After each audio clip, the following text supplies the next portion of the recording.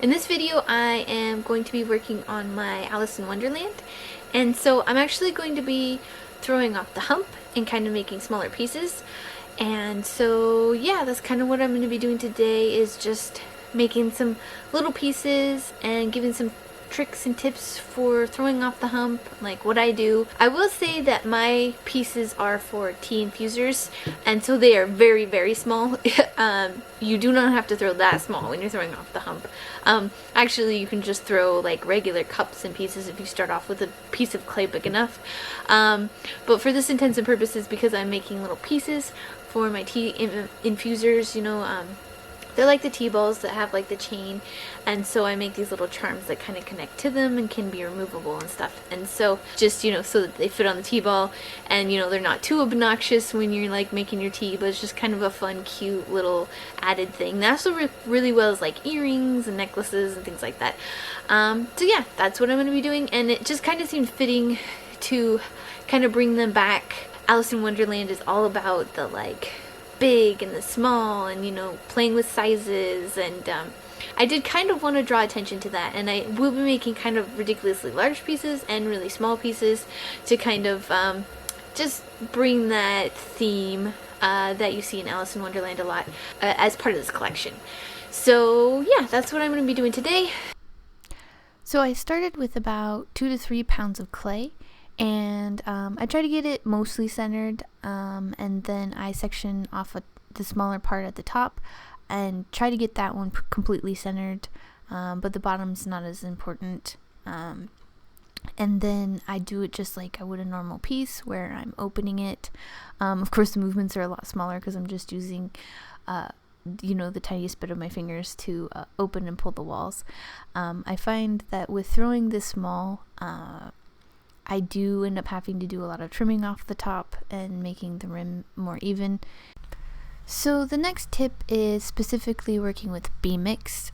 Because it produces so much slip, it kind of made it hard to manage it, like getting all over my fingers and all over the pot.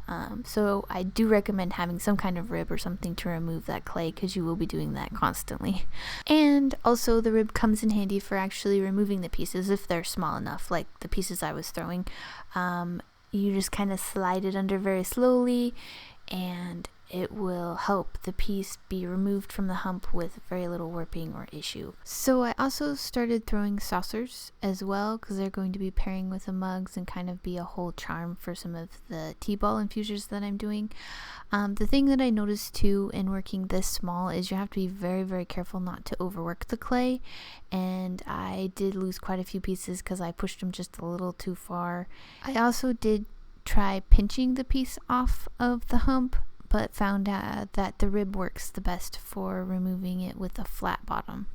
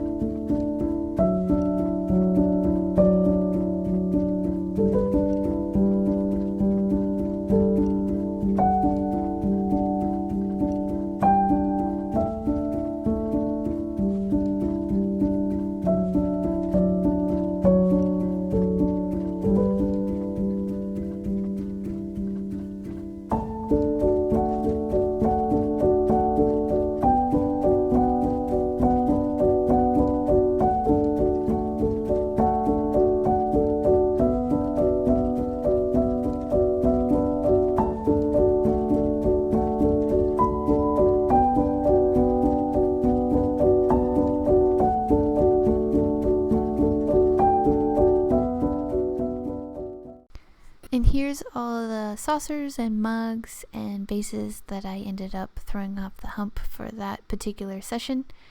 And of course they'll all get trimmed and handles and glazed and all that. And I hope you guys enjoyed that. I hope you enjoyed seeing all the tiny little pieces that ended up being thrown. Of course they're trimmed and things like that.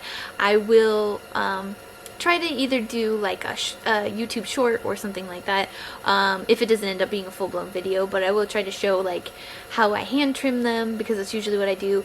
Hand trim them, kind of clean them up so they don't look like that in the final stage. And you know, and then like maybe even how I glaze them and stuff later. I don't know if there's enough to be able to make like a whole video on it. Maybe it'll be a video on how I trim and glaze the pieces. I'm not sure.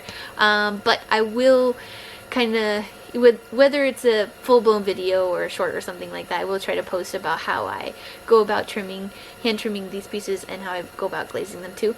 And I want to thank you guys for watching, and I hope you enjoyed this video, and let me know in the comments if you have ever thrown small or have ever thrown off the hump and what you made. Yeah, I will see you guys next time. Bye!